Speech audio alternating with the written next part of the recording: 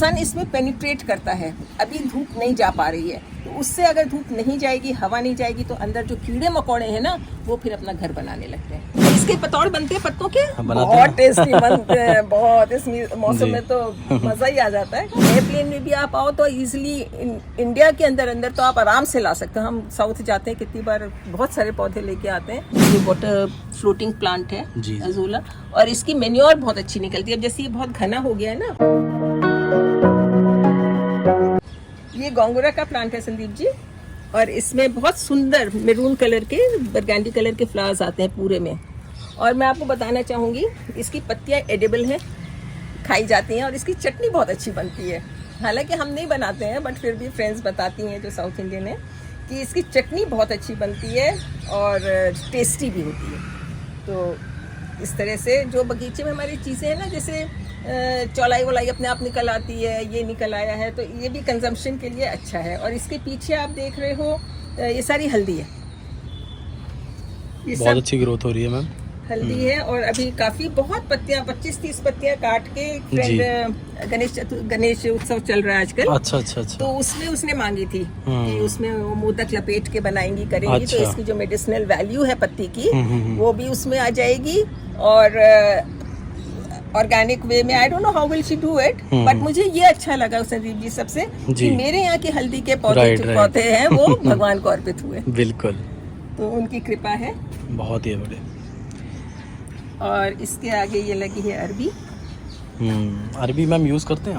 हाँ, क्यों नहीं, अरबी तो खाई जाती है। पकोड़े बनाते हैं क्या? इसके पतौड़ बनते हैं पत्तों के, बहुत टेस्टी बनते हैं, बहुत। इस मौसम में तो मजा ही आ जाता है। बहुत अच्छे, मेरे तो कम लगते हैं, तो जिन फ्रेंड्स के यहाँ जमीन है और उनके बड़े बड़े पत्ते हो जाते हैं, उन्हें पता है कि हीला को पसंद है, तो वो भेज देती हैं ये बना लीजिए, और फिर हम अपना बनाया हुआ भेज देते हैं। जी, बहुत ही बढ़िया।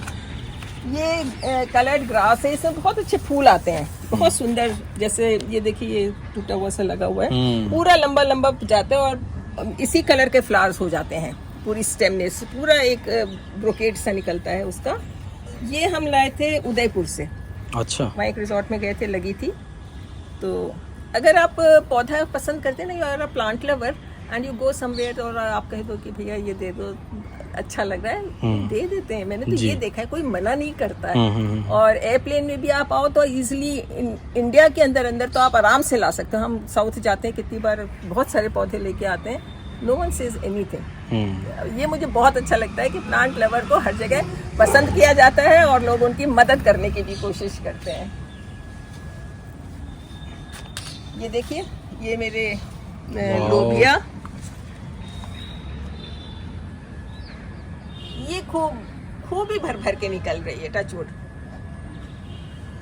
बहुत ही अच्छी ग्रोथ है। अब इसमें क्या है ना संदीप जी, की फॉलिएज बहुत बढ़ गई है। अगर आपके पौधों में फल नहीं लग रहा है और सीजन है, दैट मीन्स कि फॉलिएज बहुत बढ़ गई है। बारिश का मौसम है, बारिश के पानी में बहुत ज्यादा नाइट्रोजन होता है, तो इससे हमारे पौधे की पत्तियां खूब हरी भरी हो जाती हैं। वातावरण में आप देखते हैं ना, धुले पूछे से पौधे दिखते हैं, तो इसकी पत्तियां खूब हो जाती है। तो हमको इसकी थिनिंग करते रहना चाहिए, पत्ते जो है बीच बीच में से निकालते रहना चाहिए। उससे क्या होता है, एक तो इसकी जो एनर्जी है, आप खाद वाद दे रहे हो, वो सब आपके फल बनने में लगती है, और दूसरे हवा का सर्कुलेशन होता है, सन इसमें पेनिट्रेट करता है। अभी धूप नहीं जा पा रही है, तो उससे अगर धूप नहीं जाएगी, हवा नहीं जाएगी, तो अंदर जो कीड़े मकोड़े हैं ना, वो फिर अपना घर बनाने लगते हैं। राइट। तो उससे आपके पौधे खराब होने लगते हैं, और हमें पता भी नहीं चलता है, क्योंकि अंदर हम देख नहीं पा रहे, इतना घना है। तो इसलिए हमेशा अपने पत्ते जो हैं छांटते रहना चाहिए। नाइस। एक और देखिए करेले का पौधा दोस्तों आपके सामने, और इसमें अंदर यहाँ पे एक येलो कलर का नज़र आ रहा है। देखने में सुंदर है, हालांकि कंज्यूम नहीं किया जाएगा, लेकिन सुंदर काफ़ी लग रहा है। बीज के लिए संदीप जी छोड़ दिया जी, इसको। बीज के लिए छोड़ा हुआ है। और इसी के साथ ही और आगे चलते हैं। ये देखिए सहजन कितना बड़ा है। ये सहजन है, ये 12 है। अच्छा। हाँ, ये और फ्रूटिंग भी होती है। हाँ, खूब हो रही है, होती ही रहती है इसमें फ्रूटिंग, फूल भी खूब आए हुए हैं। और ये पत्तियां भी हम लोग तोड़ के ना, जैसे गार्निश करने के, जैसे आप धनिया वनिया डालते हो, जी। तो रोजमर्रा में इसकी पत्तियां हमारे किसी भी जो भी बनता है खाना, अच्छा, उस पे डाली जाती है। वाह, उसमें ये पत्तियां डाली जाती हैं। बहुत बढ़िया। तो ये कितना पुराना है मैम? ये हो गया होंगे 5 साल। 5 साल। ग्रोथ बहुत अच्छी है। नहीं है। और इसके भी बंदर बहुत आगे इसको एंजॉय करते हैं। ये देखो, अच्छा बंदर छेड़ते रहते हैं। हाँ आगे तोड़ जाते हैं टहनियाँ वहनियाँ सारी, क्या करें, इसको खा जाते हैं मेरी फलियों को। और ये चूंकि गमला काफी बड़ा था तो कुछ बीज इसके बचे हुए थे लोबिये के, तो वो भी हमने नीचे डाल दिए। तो इसमें फिर आप ये देखो, और अगर ये जो लेगमस जो ये होती है ना, जैसे फलियां जो होती हैं जी, इनकी जड़ों में बहुत नाइट्रोजन होता है। तो अब हम क्या करेंगे कि जब ये हमारे हो जाएगा तो हम इसको ऊपर ऊपर से काट लेंगे, जड़ें उसी में छोड़ देंगे, तो हमारे इस पौधे को भी न्यूट्रिशन मिलता रहेगा इनकी जड़ों के माध्यम से। नाइस। और ये देखिए दोस्तों, एक्वाटिक प्लांट्स का भंडार आपके सामने है। अब यहाँ पे काफ़ी सारी वैरायटीज़ हैं, और क्योंकि सुबह सुबह का समय है तो हमें फ्लावरिंग भी देखने के लिए मिल गई। बहुत ही अच्छा लग रहा है। तो हम कौन कौन सी वैरायटीज़ हैं आपके पास? ये है वाटर लिलीज ही हैं, ये भी खिला था अभी 2 दिन पहले, ये भी बंद हुआ बेचारा। ये लोटस है, ये इंडियन लोटस है, ये तो हार्डी वैरायटीज हैं सारी जी। और इधर ये मैक्सिकन सॉर्ड है, ये ब्यूटीफुल। एंड दिस इज अजूला, ये वाटर फ्लोटिंग प्लांट है जी। अजूला, और इसकी मेन्योर बहुत अच्छी निकलती है। अब जैसे ये बहुत घना हो गया है ना, तो इसको निकाल के ऐसे हम पौधों में डाल देते हैं। अच्छा। ये जो हमारी डल लेक है ना कश्मीर में, श्रीनगर में, उसमें भी जैसे क्लीनिंग होती रहती है, उसमें भी ये बहुत पनपता है। तो उसमें से भी इसको निकाल के बोट्स में and they take it to the fields. Okay. ये बहुत अच्छी फर्टिलाइजर है आपके पौधों के लिए, ग्रीन मेन्योर जिसको बोलते हैं। और ये है सिल्वेनिया, ये भी फ्लोटिंग प्लांट है जो बहुत खूबसूरत लगता है, ब्यूटीफुल, बहुत सुंदर। और ये ग्रास है, इसमें भी ये देखिए नीचे नीचे ये फ्लावरिंग होती है, इसमें काफ़ी अच्छी लगी इस तरह से। ये सेक्शन बहुत ही अच्छा है। और इनके मैम जैसे सॉइल वगैरह इसकी कैसे तैयार करनी है, और इसे रिपोर्टिंग वगैरह, ये सब के बारे में थोड़ा सा बता दीजिए। ये कंटेनर इन कंटेनर है। ये जो है ना, मैं आपको निकाल के दिखाऊं अगर, इसके अंदर एक और कंटेनर है। अच्छा। हाँ, ये देखिए, ये है। तो इसमें रखने से क्या होता है, जब हमें इसकी सफाई करनी होती है तो हम ये कंटेनर निकाल लेते हैं, घास निकाल देते हैं, और ये जो पानी है ये फुल ऑफ न्यूट्रिशन है। ओके। तो ये हम अपने पौधों में डाल देते हैं, इसको हम वेस्ट नहीं करते हैं। ये निकाल के, और अभी तो सीजन है इसलिए इसका नहीं होगा, तो जब फरवरी में इसकी रिपोर्टिंग हम करेंगे, निकालते हैं, तो इसमें राइजोम्स होंगे और या फिर वो होगा बल्ब्स होंगे दूसरे जी। तो उनको सेग्रीगेट करना पड़ता है और फिर उनको फिर से लगाना पड़ता है। तो इसको दे आर हेवी फीडर्स जी, स्पेशली ये लोटस जो है ना, काफी हेवी फीडर है। हर हफ्ते आपको इसमें कुछ ना कुछ मैन्योर डालनी पड़ती है। तो मेरे पास टेबलेट्स हैं जो मैंने बाहर से मंगाई थी, तो I just put 1 or 2 tablet in that and उससे हमारा काम चल जाता है। नाइस।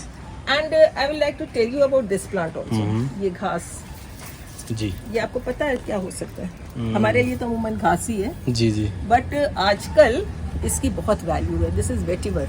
वेटिवर इज खस, आपने सुना होगा जी जी। पुराने टाइम में जब एसी वगैरह हम लोग के घरों में सन 60-70 के दशकों में नहीं होते थे, तो आपने देखा होगा खस की चटाइयां ऐसे टांगी जाती थी दरवाजों के ऊपर, और उन पे पानी छिड़क दिया जाता था। गर्मियों में ठंडक रहती थी, तो उससे ठंडक बनी रहती है। दूसरा खस का शरबत जी, बहुत कूलिंग इफेक्ट है। तो ये जो आजकल हमारे यहाँ इरोजन हो रहा है सॉइल का सारा, जो नदियों में बाढ़ आ रही है, सारी मिट्टी कट रही है ना, वो किस वजह से? क्योंकि मिट्टी को रोकने के लिए हमारे पास कुछ नहीं है। राइट। पेड़ों की जो जड़ें हैं ना, वो मिट्टी को रोकती हैं, और इसकी जड़ें 10-15 फीट नीचे तक जाती हैं। अच्छा। हाँ, और मिट्टी को रोक के रखती हैं।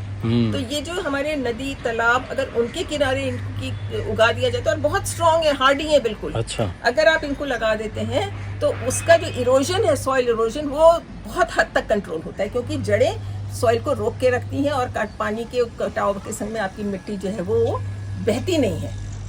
तो मैं ये लेकर आई हूँ। ये बहुत मुश्किल से मुझे कहीं से एक मिला है वेटिवर, क्योंकि ये भी बहुत कॉमन एक चीज़ नहीं है, आजकल घरों में लगाते हैं। तो अभी ये इसी में है, पॉली बैग में ही है, इसको ट्रांसफ़र करना है।